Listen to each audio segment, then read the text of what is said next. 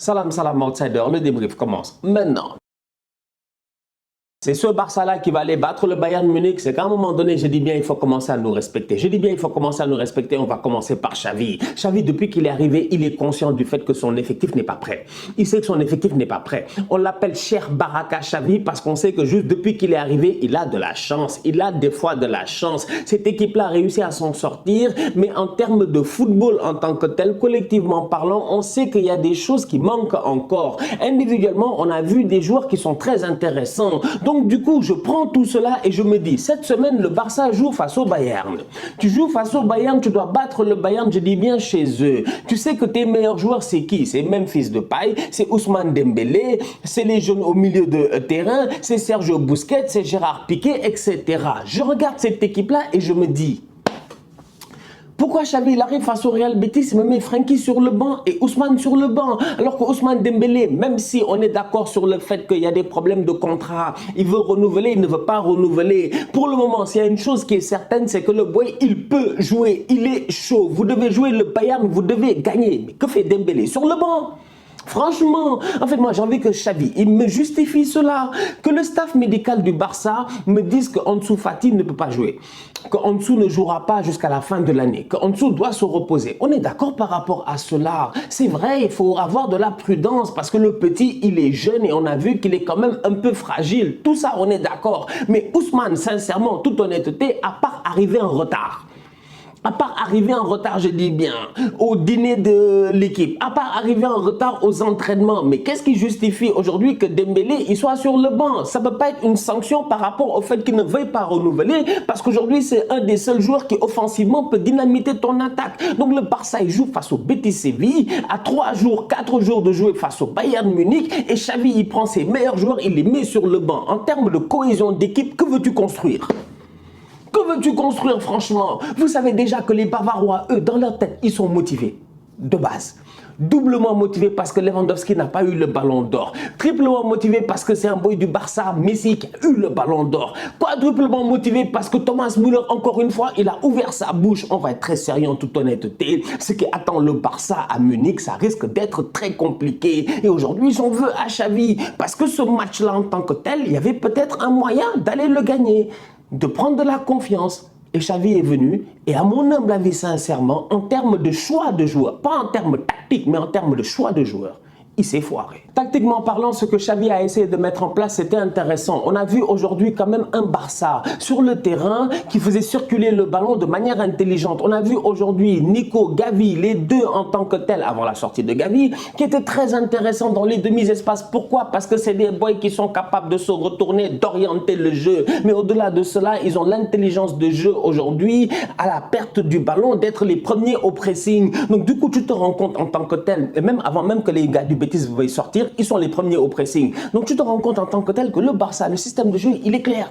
il est net, il est précis. Franchement, il n'y a pas grand chose à dire. Tu regardes, tu vois que Alba il pousse, tu vois les gars ils poussent. Le seul problème, il est simple, c'est que sur le terrain, à un moment donné, il y a des tocards.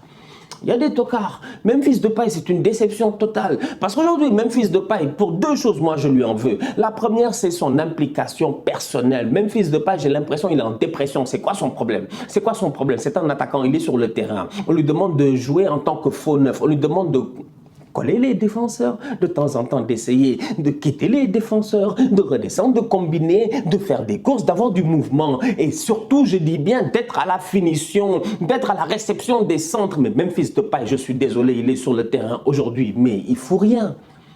Franchement, mais on va être sérieux en toute honnêteté, le feu de paille est éteint. Il est éteint, mais il est éteint encore une fois, il a été éphémère, mais début de saison de malade et depuis le départ de Coman, il est l'ombre de lui-même. La dernière fois, tu penses que le boy, il est relancé, finalement, il ne l'est pas. Memphis, aujourd'hui, je suis désolé quand même, dans les mouvements de jeu, j'ai vu des choses intéressantes. Rappelez-vous bien que cette équipe du Barça, là, c'est une équipe jeune.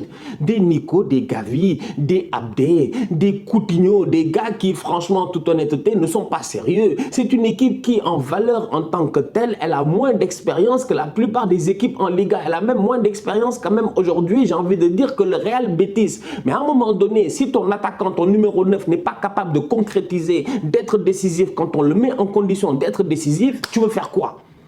Memphis, il a été nul, il a été très mauvais. Et en plus de ça, son attitude, moi je ne l'aime pas. Parce qu'aujourd'hui, Memphis, il fait appel, on ne lui donne pas le ballon, il se fâche. Tu te fâches pourquoi? Vous n'avez pas vu son body language? Le gars, il fait un appel, il rate, la balle n'arrive pas, il se frustre. Tu le vois, il est comme ça, il est comme ça. Mais c'est à toi de bouger, c'est à toi de faire des appels, des faux appels, des contre-appels. Je m'en fous, s'il te plaît. Mais à un moment donné, Memphis, une chose est certaine, c'est que tu ne réponds pas à l'appel. En ce moment, le Barça a besoin de buts. Le Barça a besoin de buteurs et Memphis Depay n'est pas là. Donc à un moment donné, les défaites 1-0, tout ça, c'est bien beau. J'ai envie de dire que Xavi, en termes de choix de joueurs, comme j'ai dit, il ne sait pas gérer. Mais tactiquement parlant, tu vois qu'il y a quelque chose qui se met en place. Mais si les gars les plus forts de l'effectif ne sont pas capables, eux, de se gérer, comment veux-tu après que ce soit les Abdé qui claquent? Franchement, je suis désolé. Toute honnêteté, défaite 1-0 à quelques jours contre le Bayern, ça sent pas bon.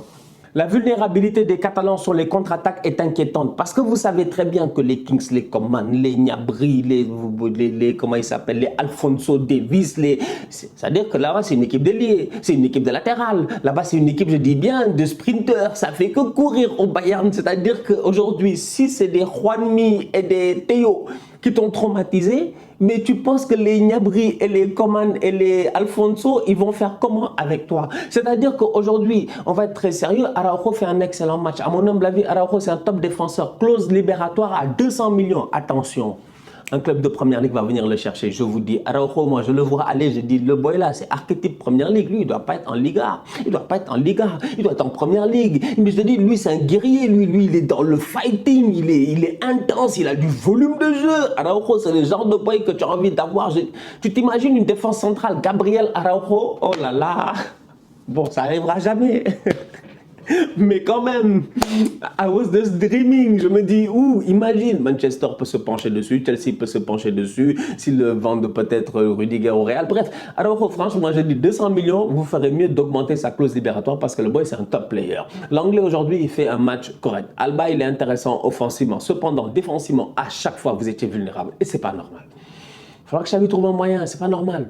C'est pas normal. Il va falloir que les gars ils aient l'intensité qu'il faut. Et le problème, il est simple, c'est que Xavi essaie de mettre en place un football qui est pertinent. Mais vu que les boys sur le terrain ne sont pas très forts et ne sont pas encore acclimatés à 100% avec ce football-là, et vu que tu as un attaquant qui a un point qui ne sert absolument à rien en ce moment, ça fait que tu te rends compte que là où Manchester City ou d'autres équipes qui jouent ce football-là réussissent à garder le ballon, à te faire courir, même Chelsea, on le voit aujourd'hui, le Barça a fait la même chose, mais après 5, 6, 7 passes et à perte de balle, contre-attaque, les ailiers, je dis bien, du Betis, ils collent la ligne, vous êtes morts.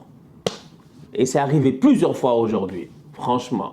Donc à un moment donné, je me dis, face au Bayern, je m'inquiète triplement. Je ne sais pas comment le Barça va faire, mais... ça me fait mal que Arsenal ne soit pas en Europa League. C'était l'année pour Arsenal d'être en Europa League. Je te dis, Barça-Arsenal, 8e de finale d'Europa League, mais ça aurait été... On va voir, on ne sait jamais. Ils peuvent toujours gagner face au Bayern.